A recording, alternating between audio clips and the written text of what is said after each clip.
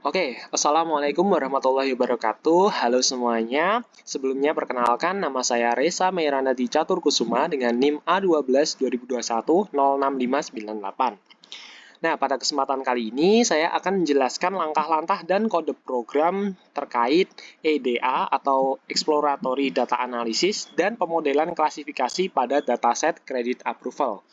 Nah, tanpa berlama-lama langsung ke penjelasannya. Yang pertama adalah latar belakang dari masalah ini, di mana dataset kredit approval itu mengambil permasalahan kredit pada sebuah bank, di mana sebuah bank itu memerlukan pendistribusian kredit kepada nasabah agar bank menjadi untung besar. Salah satu produk bank yang ditawarkan adalah kartu kredit. Kartu kredit jika tidak dipegang oleh nasabah yang tepat berakibat pada macetnya pembayaran tagihan kartu kredit. Oleh sebab itu, bank memerlukan sebuah cara untuk mendeteksi calon nasabah yang akan diberi persetujuan mendapatkan kartu kredit. Nah, sumber data utama untuk keperluan pengembangan model prediktif ini adalah hasil survei menggunakan data internal bank dengan dataset nasabah yang dikumpulkan selama beberapa tahun terakhir. Dataset tersebut berisi atribut A1, A2, A3, dan seterusnya sampai A15. Dalam hal ini, A16 merupakan variabel dependent atau label yang dicari. Perlu diperhatikan bahwa di sini dataset nama kolomnya memang sengaja dihapus agar tidak dapat dibaca oleh orang yang tidak berkepentingan. Nah, tujuan sertifikasi pada kali ini sendiri ada dua ya, yaitu yang pertama ada mengidentifikasi variabel kunci yang mempengaruhi persetujuan penerbitan kartu kredit dan memprediksi persetujuan penerbitan kartu kredit, yang mana dari hasil pemodelan prediktif dengan data science itu diharapkan dapat memberikan masukan kepada pihak bank untuk memberikan persetujuan penerbitan kartu kredit. Terkait dengan dataset yang digunakan pada kali ini adalah kita mengambil sumber datanya itu dari link ini ya, archive.ics.uci.edu atau dari uji machine learning, yang mana ini adalah credit approval. Kemudian dengan jumlah sampel datanya itu ada 690 records dengan 15 attributes. Nah, attributes apa saja sih yang dipakai untuk memprediksi kelasnya? Yaitu ada A1, A2, A3, A4, A5, A6, A7 sampai A15. Untuk fitur targetnya sendiri di sini ada kelas A16. Nah, di sini juga ada gambar mengenai langkah-langkah yang akan kita lakukan pada kali ini. Kita langsung masuk saja ke penjelasan mengenai kode programnya. Yang pertama kita lakukan adalah melakukan load library atau mengimport library ya. Dimana di sini kita menggunakan beberapa library seperti Pandas, Seaborn, Matplotlib, NumPy, MissingNo. Kemudian tentu saja library sklearn seperti untuk split data, kemudian ada decision tree-nya, kemudian ada standard scalar untuk normalisasi. Lalu di sini ada ptShed option display max column. Ini adalah sebuah kode untuk agar kolomnya itu tidak dibatasi. Nah, setelah keduanya kita jalankan, maka kita langsung lanjut ke bab pertama, yaitu bab mengumpulkan data, di mana kita melakukan import dataset. Di sini kita menggunakan metode readCSV dari Pandas ya, dengan parameter adalah link di mana kita menyimpan datasetnya, di mana di sini saya menyimpannya di GitHub yang akan mengambil crx.data ini. Nah, kemudian apabila dataset ditampilkan, maka akan tampil seperti ini, di mana di sini ada 690 baris dengan 16 kolom. Nah, akan tapi di sini belum ada nama kolomnya ya. Nah, untuk mempermudah, maka kita masukkan nama fiturnya ke dalam dataset itu, yaitu dengan dataset.columns. Di mana kemudian kita tampil head untuk memeriksa, ternyata kolomnya sudah ada namanya. Langsung kita lanjut ke bab 2, yaitu menelaah data. Di mana kita melakukan yang pertama itu adalah analisis karakter data. Kita bisa menggunakan dataset.info untuk melihat data ini secara garis besar. Kita bisa lihat di sini ada kolom dan juga tipe datanya ya. Di sini kolom ada A1, A2 dan seterusnya, di mana di setiap kolomnya ini jumlahnya adalah 690, A1 690, A2 690, dan sebagainya. Di sini kita juga bisa menemukan ada tipe data yang objek, ada yang float, dan juga ada yang integer 64 dengan jumlah records. Nah, ini dia temuannya kita ya, ada dengan jumlah records 690. Lalu kita lanjut ke memeriksa deskripsi data dengan dataset.describe. Nah, di mana di sini sudah muncul, akan tapi hanya 4 atribut saja, A3, A8, A11, dan A15. Nah, hal ini dikarenakan keempat dataset tersebut itu tipe datanya numerik, sedangkan yang lainnya itu masih berbentuk objek. Sehingga describe ini hanya akan menampilkan data-data yang tipe datanya itu numerik seperti float atau integer. Nah, untuk menampilkan semuanya maka kita bisa menggunakan parameter include all. Nah, kita bisa lihat ya di sini sudah tertampil semua. Dan kita juga bisa melihat di sini ada tanda tanya yang mana merupakan gambaran dari missing value. Oke, kita juga bisa cek di sini dataset.head untuk menampilkan 5 baris kolom pertama dan .tail untuk 5 baris yang terbawah. Oke, untuk temuannya sendiri kita lihat ya semua berbentuk angka namun ada yang bernilai tanda tanya sehingga ini mengubahnya menjadi objek bukan numerik. Maka diperlukan sebuah proses untuk merubah tanda tanya itu agar bisa digunakan. Selanjutnya kita memeriksa distribusi dari kelas di mana kita di sini memeriksa distribusi A16 ya. Kita menggunakan metode value cons. Nah, hasil dari itu adalah kita menemukan kalau ada dua jenis nilai yaitu negatif sebanyak 383 dan positif sebanyak 307. Nah, kita juga bisa menggunakan library Seaborn untuk menampilkan grafik dari kelas ini ya, distribusi kelas ini di mana kita bisa lihat di sini kalau grafiknya menunjukkan kalau ini merupakan kelas yang balance. Oke, kita lanjut ke fitur, masih menggunakannya sama. Ini fitur A1 di mana ada nilai B sebanyak 468, A210, dan tanda tanya sebanyak 12. Ini kita juga bisa melihat untuk grafiknya ya. Kemudian kita juga bisa melakukan komparasi dengan kelas A16, di mana contohnya ini B, di mana yang B itu yang nilainya positif ada sekitar 200-an, sedangkan yang B nilainya negatif itu ada di mendekati 250 ke atas. Hal yang sama di fitur A2, di mana di sini kita bisa melihat kalau tipe datanya adalah continue, yang mana terbatas banyak jenis ya. Nah, untuk grafiknya sendiri juga seperti ini, ada banyak. Yang paling tinggi sendiri ternyata adalah yang missing value sejumlah 12, dan ada yang lainnya. Kemudian kita juga bisa melakukan hal yang sama, yaitu mengkomparasi dengan kelas A16. Nah, ini hasil komparasinya, di mana yang contohnya yang tanda tanya ini yang positif ada 2, dan yang negatif itu ada 10. Lanjut untuk fitur A3, ternyata di sini juga kita lihat ada data continue dengan yang terbanyak itu adalah 1,5 sebanyak 21. Nah, kita bisa lihat grafiknya juga di sini yang paling banyak 1,5 sebanyak 21. Kemudian kita juga bisa melihat komparasinya dengan kelas A16 di sini 1,5 di mana yang positif itu 7 dan yang negatif itu 14. Lanjut ke fitur A4 di mana di sini datanya kategorikal. Yang paling banyak adalah U sebanyak 519. Yang lainnya ada Y, kemudian ada yang tanda tanya, dan ada yang L. Untuk grafiknya bisa kita periksa di sini, yang paling banyak adalah U ya. Kemudian kita juga bisa memeriksanya komparasinya dengan kelas A16 nih, di mana U itu ada sebanyak 250 lebih, dan yang negatif juga sebanyak 250 lebih, jadi hampir balance.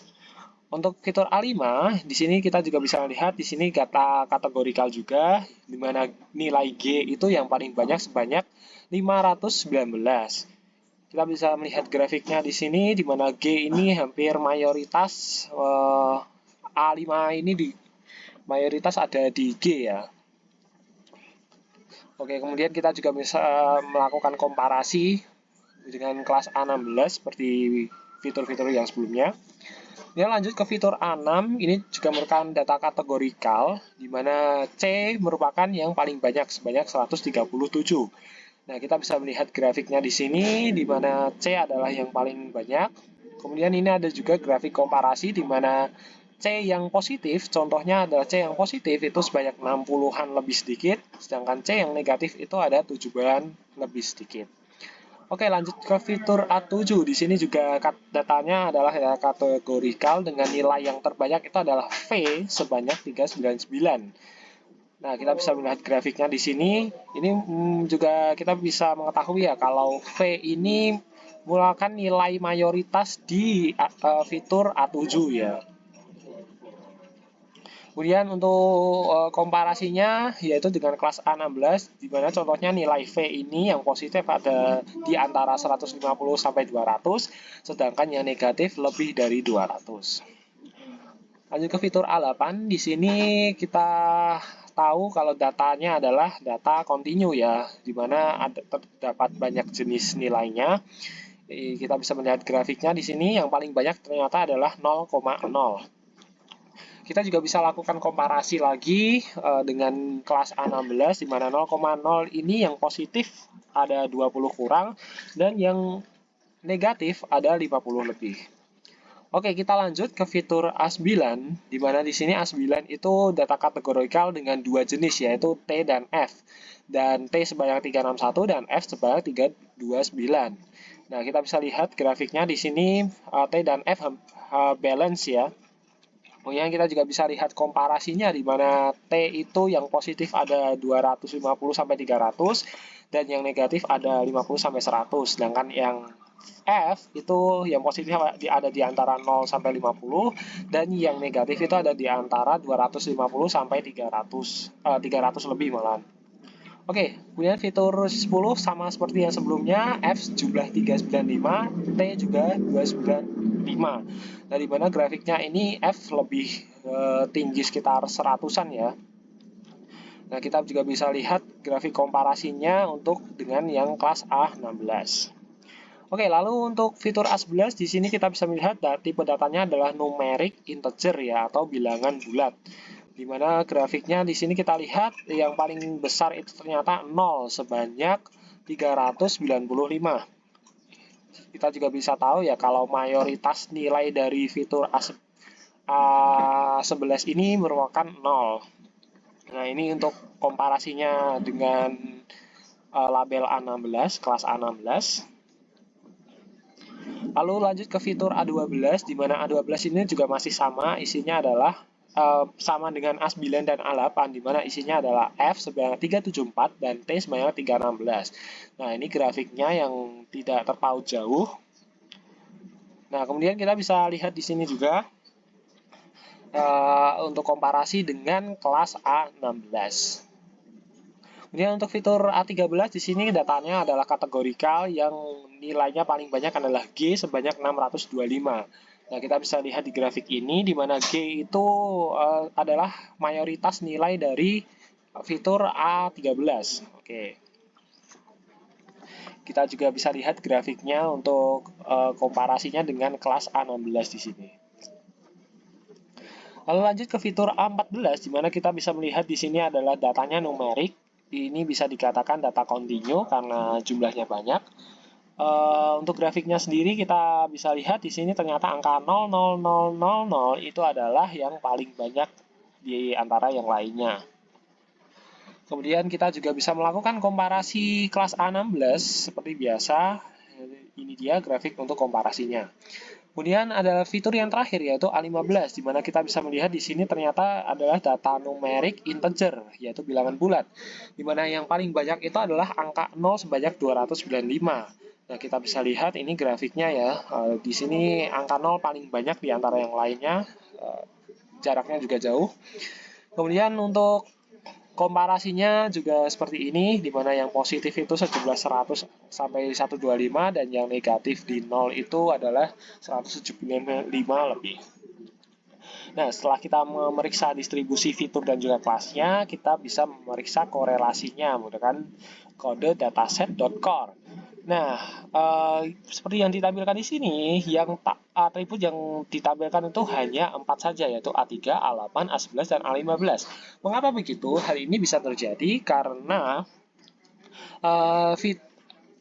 korelasi itu hanya bekerja pada tipe data numerik. Jadi, tipe data lain yang bentuknya masih objek, itu tuh belum muncul di sini. Nah, ini ya temuannya yaitu beberapa fitur kan bernilai tanda tanya. Maka kita bisa katakan bahwa tanda tanya itu adalah missing value. Dan korelasi matriks ini tidak bisa bekerja karena tipe datanya tidak tepat, yaitu objek. Karena korelasi hanya membaca data numerik saja. Oke, kita lanjut ke bab 3, yaitu memvalidasi data. Dimana di sini ada melakukan penilaian kualitas data sesuai dengan tujuan teknis data science. Kemudian ada penilaian tingkat kecukupan data sesuai dengan tujuan teknis data science sebagaimana hasil analisis karakteristik data. Kemudian kita juga menemukan kalau ada beberapa fitur yang hilang yang harus diganti nanti pada tahap memperbaiki nilai yang hilang. Kemudian kita juga bisa menemukan kalau kelas A16 ini adalah balance. Kemudian lanjut ke bab 4, yaitu kita tentukan objek datanya, di mana kita tentukan A16 di sini sebagai labelnya. Oke, kita lanjut ke bab 5, yaitu membersihkan data. Yang pertama adalah kita memperbaiki nilai yang hilang atau melakukan cleaning data, yaitu dengan mengubah yang tanda tanya tadi menjadi none atau null. Nah, setelah itu kita periksa di sini, kebetulan di head dan juga tail tidak ada yang null. Nah, kita periksanya melalui ini, yaitu .describe include all, di mana tadi di sini itu ada tanda tanya, sedangkan di sini sudah berubah menjadi none. Maka kita sudah berhasil memperbaiki tanda tanya menjadi missing value.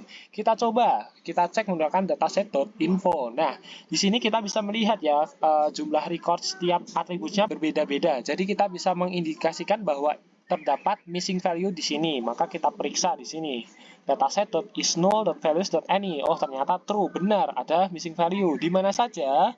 Kita bisa lihat di sini ternyata ada di A1, A2, A4, A5, A6, A7 dan A14. Nah, kita juga bisa melihat jumlahnya satu persatu menggunakan dataset.isna.sum. Kita juga bisa melihat presentasenya missing value-nya ada berapa, di mana di sini ada yang 1,7, A1, A2 1,7, A4 0,8, A5 0,8, A6 1,3, A7 1,3 dan A14 1,88. Nah, dikarenakan missing value-nya ini hanya ada di rentang 1-2%, maka record yang missing value tadi itu diganti, bukan dihapus, karena masih kurang dari 50%. Nah, kita juga bisa memeriksa persebaran missing value-nya menggunakan matriks ini ya, di mana persebarannya cukup acak. Oke, lalu kita langsung saja melakukan perbaikan fiturnya, di mana di sini untuk data yang kategorikal itu diubah menggunakan modus. Karena pada umumnya data kategorikal mengatasi missing value menggunakan modus, sedangkan untuk yang data numerik itu menggunakan median.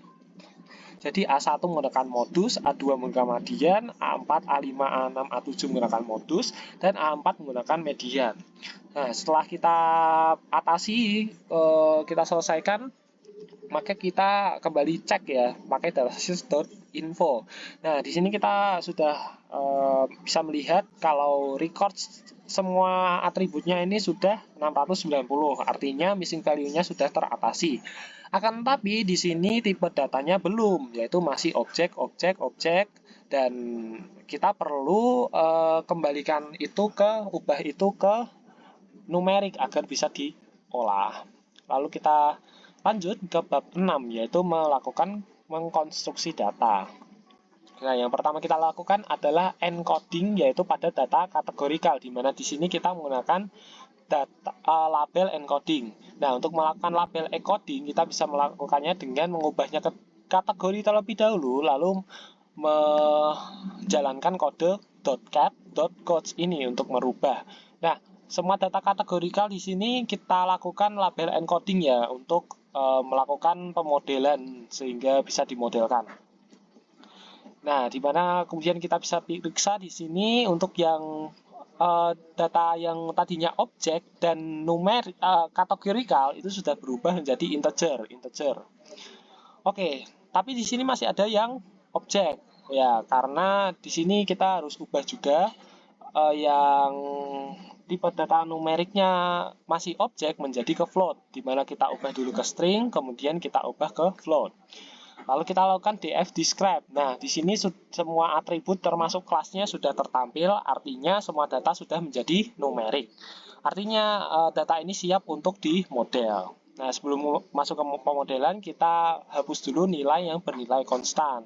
Kita cek di df.info, kemudian kita lakukan df.log untuk yang PD series nunik-nya tidak sama dengan 1 ya, untuk mencari nilai yang konstan. Lalu kita cek lagi dengan info. Oke, lalu kita cek kembali korelasinya ya, karena datanya sudah diubah ke numerik semua, maka harusnya di sini tertampil semua dan kita bisa lihat semua atribut dan juga kelas sudah tertampil ya. Di sini kita bisa melihat ya, yang paling memiliki korelasi paling tinggi adalah A9 dan A16, di mana ini mengindikasikan kalau kelas A16 itu sangat berpengaruh terhadap A9. Oke, kita juga bisa meriksa block spotnya untuk melihat jangkauan dari masing-masing atribut.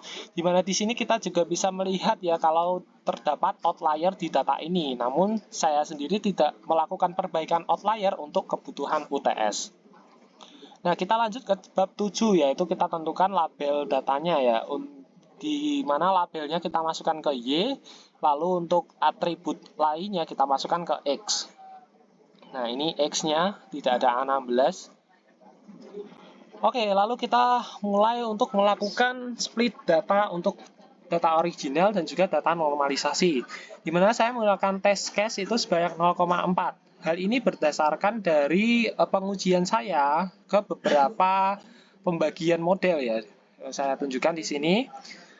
Di mana saya sudah mencoba beberapa pembagian model 50-50, 60-40, 70-30, 80-20, dan 90-10. Dan hasil yang paling terbaik itu ada di 60 untuk training dan 40 untuk testing, di mana akurasinya sebanyak 0,8478. Untuk yang lain sendiri, yang 50-50 ini ada akurasi 0,84, 70-30 sebanyak 0,80, lalu 80-20 sebanyak 0,77, dan 90-10 sebanyak 0,84. Nah, untuk normalisasi juga sama persis dengan data yang original. Karena itu saya akan menggunakan yang 0,4. Nah, di sini kita melakukan split ya, 0,4. Kemudian di sini juga kita melakukan normalisasi menggunakan standard scalar fit transform.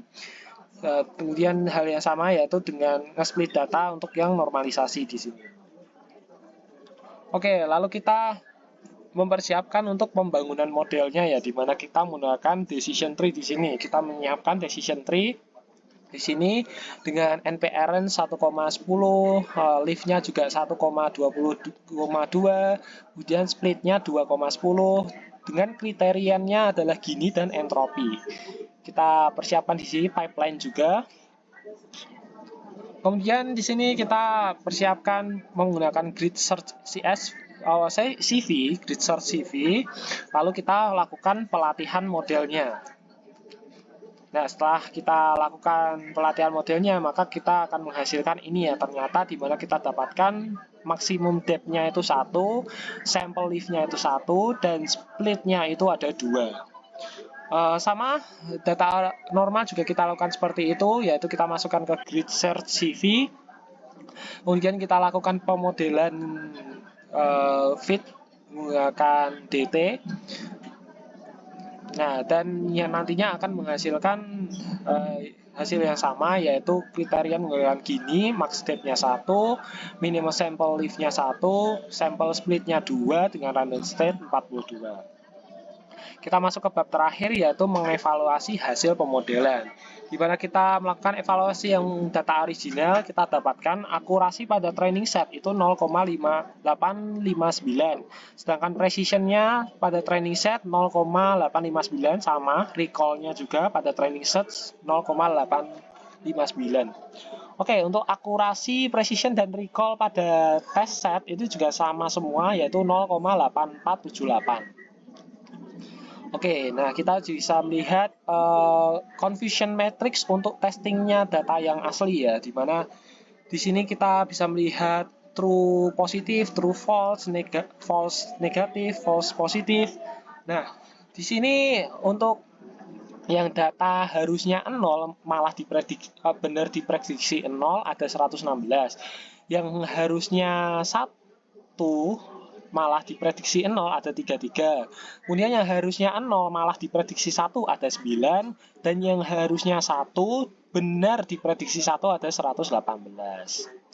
Untuk data yang normal juga kita lakukan sama, di mana ini akurasi pada training set, precision, dan recall-nya itu sama semua, yaitu 0,8599.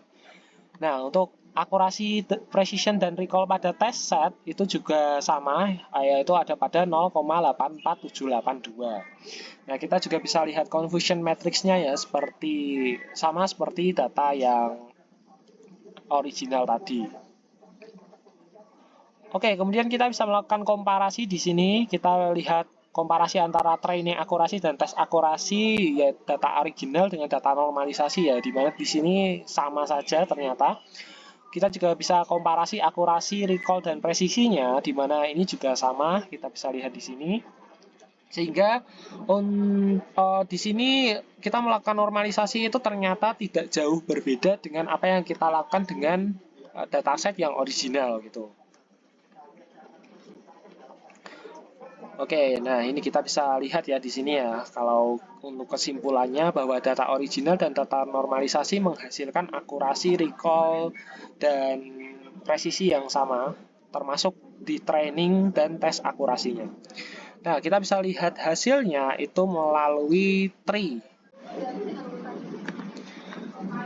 Nah, oke, kita bisa melihat tree-nya ya, untuk melihat bagaimana cara decision tree-nya bekerja. Di mana di sini kita bisa lihat untuk grafik decision tree-nya, di mana atribut yang berpengaruh itu ternyata benar, yaitu A9. Nah, cara membacanya yaitu di mana kalau A9 ini kurang dari 0,5, dia akan masuk ke node kiri, selain itu akan masuk ke node kanan. Oke, lalu kita juga lakukan hal yang sama ke data model yang normalisasi, di mana di sini kita bisa lihat ya angkanya sudah normalisasi, di mana atribut fitur yang paling berpengaruh juga A9, di mana kalau A9 kurang dari sama dengan negatif 0,046, maka dia akan ke node kiri, kemudian selain itu akan ke node yang kanan. Oke. Jadi sampai sekian penjelasan langkah-langkah dan coding program dari EDA dan klasifikasi pada dataset credit approval yang saya lakukan pada saat ini. Mohon maaf apabila ada salah kata maupun penjelasan yang kurang. Saya ucapkan terima kasih atas perhatiannya. Wassalamualaikum warahmatullahi wabarakatuh.